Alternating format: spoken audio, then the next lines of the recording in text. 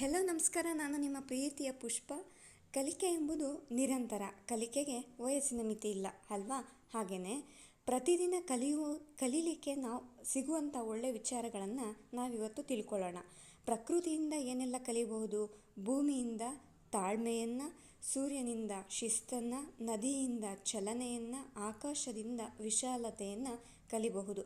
ಅಂದರೆ ಭೂಮಿಯಿಂದ ನಮ್ಮ ಜೀವನದಲ್ಲಿ ತಾಳ್ಮೆಯನ್ನು ಅನುಸರಣೆ ಮಾಡುವುದನ್ನು ಕಲಿಬಹುದು. ಸೂರ್ಯನಿಂದ ಬೆಳಗ್ಗೆ ಕರೆಕ್ಟಾಗಿ 5:30 6 ಗಂಟೆ ಕರೆಕ್ಟಾಗಿ ಕನ್ಸಿಸ್ಟೆನ್ಸಿಯಾಗಿ ಪ್ರತಿದಿನ ಸೂರ್ಯ ಬಂದೇ ಬರ್ತಾನೆ ಅಲ್ವಾ? ಅದರಿಂದ ನಾವು ಶಿಸ್ತನ್ನು ಕಲಿಬೋದು. ನದಿಯಿಂದ ಚಲನೆಯನ್ನು, ಅಂದರೆ ನದಿ ಹರ್ಕೊಂಡು ಮುಂದಕ್ಕೆ ಹೋಗ್ತಾನೇ ಇರುತ್ತೆ, ಎಲ್ಲೂ ನಿಂತಲ್ಲಿ ನಿಲ್ಲೋಲ್ಲ ಅಲ್ವಾ? ಹಾಗಾಗಿ ನಾವು ನಮ್ಮ ಬದುಕಲ್ಲಿ ಚಲನೆ, ಮುಂದಕ್ಕೆ ಹರಿಯುವ ನೀರಿನಂತೆ ಹೋಗ್ತಾ ಇರಬೇಕು, ನಿಂತಲ್ಲೇ ನಿಲ್ಲಬಾರ್ದು. ಯಾಕಂದರೆ ನಿಂತ ನೀರು ಕಲುಷಿತ ಆಗಿಬಿಡುತ್ತೆ, ನಿಂತ ನೀರು ಕೊಳಕಾಗ್ಬಿಡುತ್ತೆ. ಅದೇ ಹರಿಯುವ ನೀರು ಶುದ್ಧವಾಗಿರುತ್ತೆ. ಆಕಾಶದಿಂದ ವಿಶಾಲತೆಯನ್ನು ಕಲಿಬಹುದು. ಅಂದರೆ ನಮ್ಮ ಮನಸ್ಥಿತಿ, ನಮ್ಮ ವ್ಯಕ್ತಿತ್ವ ವಿಶಾಲವಾಗಿ ಇಟ್ಕೊಳ್ಳೋದ್ರ ಮೂಲಕ ನಾವು ಆಕಾಶದಿಂದ ವಿಶಾಲತೆಯನ್ನು ಕಲಿಬಹುದು. ಹಾಗೆ ಪ್ರಾಣಿ ಪಕ್ಷಿಗಳಿಂದ ನಾವೇನು ಕಲಿಬಹುದು?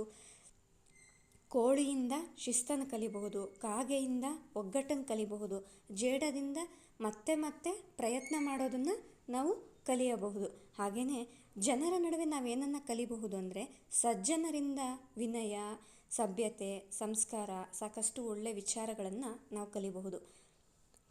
ಹಾಗೆ ನಮ್ಮಿಂದ ನಾವೇನು ಕಲಿಬಹುದು ಅಂದರೆ ನಮ್ಮ ಜೀವನದಲ್ಲಿ ನಾವು ಮಾಡಿದಂಥ ಹಳೆ ತಪ್ಪುಗಳಿಂದ ಆದಂಥ ಅನುಭವವನ್ನು ಪಡೆದು ಮತ್ತೆ ಆ ತಪ್ಪುಗಳನ್ನು ಮರುಕಳಿಸದಂತೆ ನಾವು ಎಚ್ಚರ ವಹಿಸ್ಬೋದು ಅಲ್ವಾ? ಹಾಗೆಯೇ ಕಲಿಯುವವರಿಗೆ ಜಗತ್ತೇ ಒಂದು ಅತ್ಯದ್ಭುತ ಪಾಠಶಾಲೆಯೂ ಹೌದು, ಕಲಿಯುವವರಿಗೆ ಜಗತ್ತೇ ಒಂದು ಪುಸ್ತಕವೂ ಹೌದು, ಕಲಿಯದವರಿಗೆ ಪುಸ್ತಕವೇ ಒಂದು ಹೊರೆಯೂ ಹೌದು ಅಲ್ವಾ? ಸತ್ಯ ಅನಿಸಿದ್ರೆ ಲೈಕ್ ಮಾಡಿ. ಹಾಗೆ ನಮ್ಮ ಯೂಟ್ಯೂಬ್ ಚಾನಲ್ ಲಿಂಕನ್ನು ಸಬ್ಸ್ಕ್ರೈಬ್ ಮಾಡಿ, ಸಾಕಷ್ಟು ಜನರಿಗೆ ಶೇರ್ ಮಾಡಿ, ಒಳ್ಳೆ ಕಮೆಂಟ್ಸ್ ಮಾಡಿ, ಹೆಚ್ಚು ಸಬ್ಸ್ಕ್ರೈಬ್ ಆಗಿ ನೋಡಿ. ಯಾರೆಲ್ಲ ಸಬ್ಸ್ಕ್ರೈಬ್ ಮಾಡದೆ ನೋಡ್ತಾ ಇದ್ದೀರಾ, ಪ್ಲೀಸ್ ದಯವಿಟ್ಟು ಸಬ್ಸ್ಕ್ರೈಬ್ ಮಾಡಿ ನೋಡಿ. Thank you.